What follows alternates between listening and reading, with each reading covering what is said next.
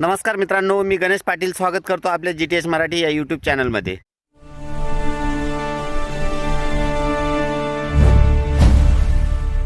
या व्हिडिओमधून आपण बघणार आहोत नमो शेतकरी सन्मान निधी योजनेबाबतची नवीन अपडेट काय आहे। कारण बऱ्याच शेतकरी बांधवांकडून वारंवार विचारणा करण्यात येते की नमो शेतकरी सन्मान निधी योजनेची सरकारला विसर पडला की काय, या संदर्भातच बऱ्याच शेतकरी बांधवांच्या कमेंटी येत आहेत। त्यानंतर नमो शेतकरी सन्मान निधी योजनेचा पुढचा हप्ता कधी येईल या संदर्भात सुद्धा विचारणा करण्यात येते। तर एकंदरीत आपण याच्या संदर्भातलं संपूर्ण विश्लेषण या व्हिडिओमधून जाणून घेण्याचा एक प्रयत्न करणार आहोत।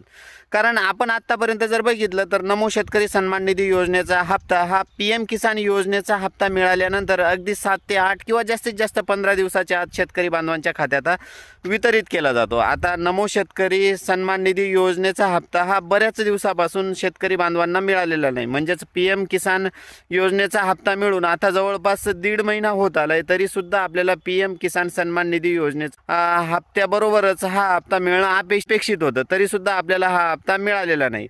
तर याच्या संदर्भात जर आपण एकंदरीत आढावा घेतला तर आता सध्या राज्यात महानगरपालिकांच्या निवडणुका ह्या चालू आहेत आणि महानगरपालिकांच्या निवडणुका चालू असताना आपण जर एकंदरीत बघितलं तर नमो शेतकरी सन्मान निधी योजनेचे जे लाभार्थी आहेत ते एकंदरीत आपल्याला जास्तीत जास्त ग्रामीण भागात दिसत आहे।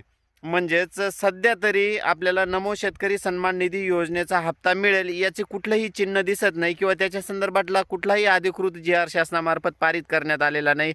त्यानंतर डिसेंबर महिन्यात जे हिवाळी अधिवेशन झाले त्यात सुद्धा नमो शेतकरी सन्मान निधी योजनेबाबत सुद्धा कुठलाही निर्णय हा घेण्यात आलेला नाही। त्यात जवळपास 75,000 कोटींच्या ज्या पुरवणी मागण्या मान्य करण्यात आलेल्या आहेत त्याच्यात सुद्धा नमो शेतकरी सन्मान निधी योजनेबाबत कुठलंही आश्वासन किंवा कुठलाही निधी हा वितरित करण्यात संदर्भातल्या सूचना ह्या देण्यात आलेल्या नाहीत।